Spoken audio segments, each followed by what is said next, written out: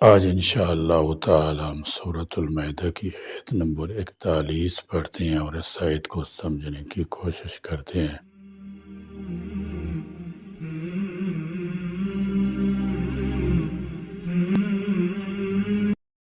اعوذ باللہ من الشیطان الرجیم، بسم اللہ الرحمن الرحیم۔ یا ایہا الرسول لا يحزنک الذین یسارعون فی الکفر من الذین قالوا آمنا بافواہہم ولم تؤمن قلوبهم ومن الذین ہادوا سماعون للكذب سماعون لقوم آخرین لم یأتوک يحرفون الكلم من بعد مواضعه يقولون إن أوتيتم هذا فخذوه وإن لم تؤتوه فاحذروا ومن يرد الله فتنته فلن تملك له من الله شيئا أولئك الذين لم يرد الله أن يطهر قلوبهم لهم في الدنيا خزي ولهم في الآخرة عذاب عظيم۔ یا ایہا الرسول، اے رسول، لا يحزنک، نہ آپ کو غمگین کریں، الذین، وہ لوگ جو، فرمایا یا ایہا الرسول لا يحزنک، رسول اللہ صلی اللہ تعالی علیہ وسلم مکہ میں تھے تو صرف مشرکین سے واسطہ تھا، مدینہ میں آئے تو منافقین اور یہود کی سازشیں بھی ساتھ مل گئیں۔ اس پر تسلی دینے کے لیے فرمایا گیا کہ آپ ان لوگوں کی وجہ سے غمگین نہ ہوں جو کفر میں دوڑ کر جاتے ہیں، یعنی جب بھی انہیں کوئی موقع ہاتھ آتا ہے فوراً کفر کی طرف پلٹ جاتے ہیں، کافروں سے مل جاتے ہیں۔ اس کا تعلق منافقین سے ہے۔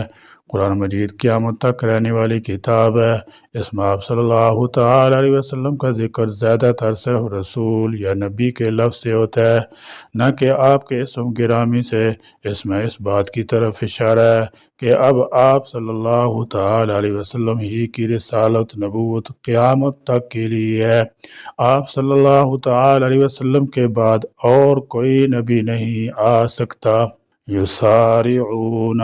جلدی کرتے ہیں، فی الکفر، کفر میں،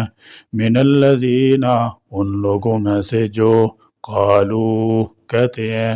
آمنا، ہم ایمان لائے، بافواہہم، اپنے منہ سے، ولم تؤمن، اور نہیں ایمان لائے، قلوبہم، ان کے دل، یعنی منافقین جو اپنے آپ کو مسلمان ظاہر کرتے تھے اور حقیقت میں مسلمان نہیں تھے۔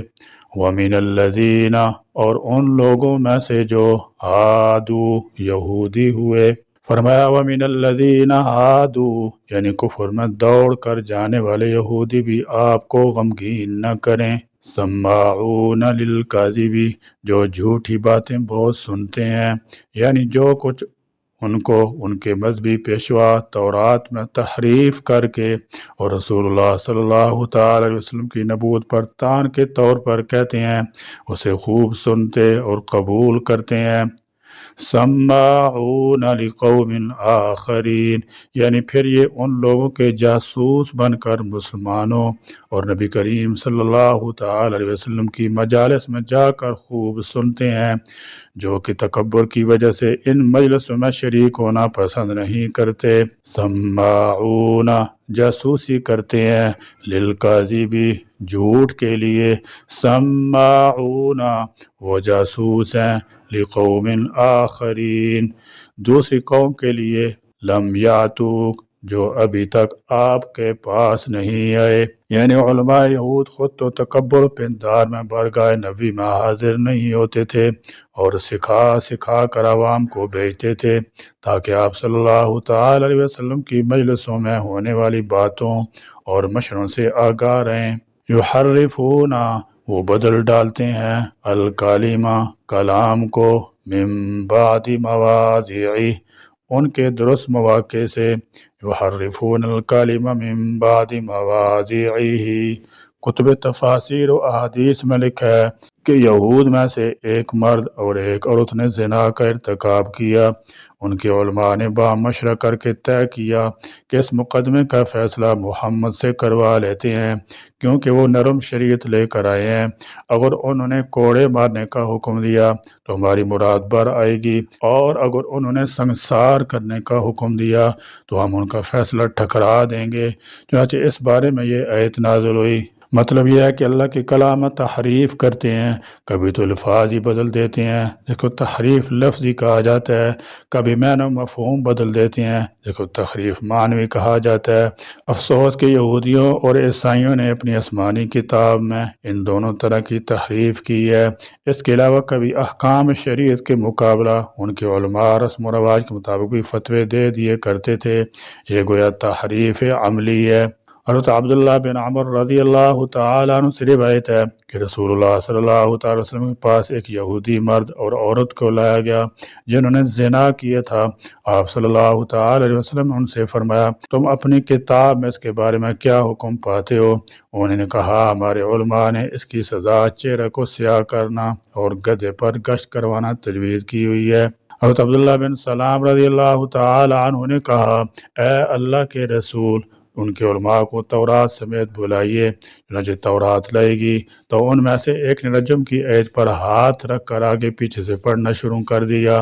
عبداللہ بن سلام رضی اللہ تعالی عنہ نے اس سے کہا، اپنا ہاتھ اٹھاؤ۔ اس نے ہاتھ اٹھایا تو اس کے نیچے سے رجم کی آیت نکلی۔ چنانچہ رسول اللہ صلی اللہ تعالی علیہ وسلم نے حکم دیا اور دونوں سنگسار کر دیے گئے۔ یقولون، وہ کہتے ہیں، ان اوتیتم، اگر تمہیں دیا جائے، ہذا، یہ حکم، فخذوہ، تو اسے مان لو، وَإِن لَّمْ تُؤْتَوْهُ، اور اگر تمہیں نہ دیا جائے یہ حکم، فاحذروا، تو اس سے بچو، وَمَن، اور جسے یرید اللہ فتنتہ، اللہ فتنہ میں ڈالنا چاہے۔ فتنہ کا مطلب یہ ہے کہ اصل میں وہ نہ تورات کی اتباع کرنے پر تیار تھے اور نہ نبی کریم صلی اللہ تعالی علیہ وسلم کے فیصلے کو تسلیم کرنے کو تیار تھے، بلکہ اپنے نفس کی خواہش کی پیروی کر رہے تھے۔ کتاب اللہ یعنی تورات کے منکر اس لیے کہ تورات میں رجم کا حکم موجود تھا، اور یہ بات وہ خوب جانتے تھے، اور نبی کریم صلی اللہ تعالی علیہ وسلم کے منکر اس لیے کہ وہ فیصلے کو مشروط طور پر ماننا چاہتے تھے، یعنی اگر وہ ان کی خواہش کے مطابق یعنی کوڑوں کی سزا ہو تو مان لیں گے، اور اگر خواہش کے مخالف یعنی رجم کی سزا ہو تو نہ مانیں گے۔ لہذا یہ اتباع نہ تورات کی ہوئی نہ نبی کی، بلکہ ان کی اپنی خواہش کی اتباع ہوئی۔ اور جو شخص خود ہی فتنہ میں پڑا رہنا چاہے، اللہ تعالیٰ اس کے لیے فتنہ کی راہ ہی کھول دیتا ہے، اور اللہ کے حکم سے بغاوت کی بنا پر ان کے دلوں کو ایسے خبیث امراض سے پاک نہیں کرتا، وہ صرف اس کا دل پاک کرتا ہے جو خود بھی اسے پاک کرنا چاہتا ہے۔ یعنی ان کے علماء ان کو کہتے تھے کہ اگر محمد ہماری رائے کے مطابق فیصلہ کرے تو قبول کر لو، ورنہ نہیں۔ نمبر 2، جو شخص خود ہی فتنہ میں پڑا رہنا چاہے، اللہ تعالیٰ اس کے لیے فتنہ کی راہ ہی کھول دیتا ہے، اور اللہ کے حکم سے بغاوت کی بنا پر ان کے دلوں کو ایسے خبیث امراض سے پاک نہیں کرتا، وہ صرف اس کا دل پاک کرتا ہے جو خود بھی اسے پاک کرنا چاہتا ہے اور ہدایت چاہتا ہے۔ یہ مطلب یہی نہیں ہے کہ اللہ کے فیصلے کی وجہ سے وہ ہدایت سے محروم ہے، بلکہ منشا یہ ہے کہ ان کی بدعمالی اور ہٹ درمی کی وجہ سے ان کے لیے ہدایت سے محرومی کا فیصلہ کیا گیا ہے۔ فلن، تو ہرگز نہیں، تملک لہ، آپ اختیار رکھتے اس کے لیے، من اللہ، اللہ کے ہاں، شیئن، کچھ بھی، اولئک الذین، یہی ہیں وہ لوگ، لم یرید اللہ، کہ ارادہ نہیں کیا اللہ نے، ان یطہر، یہ کہ پاک کر دے، قلوبہم، ان کے دلوں کو، لہم، ان کے لیے، فی الدنیا، دنیا میں، خزی، رسوائی ہے، ولہم، اور ان کے لیے، فی الآخرۃ، آخرت میں ہے، عذاب عذاب عظیم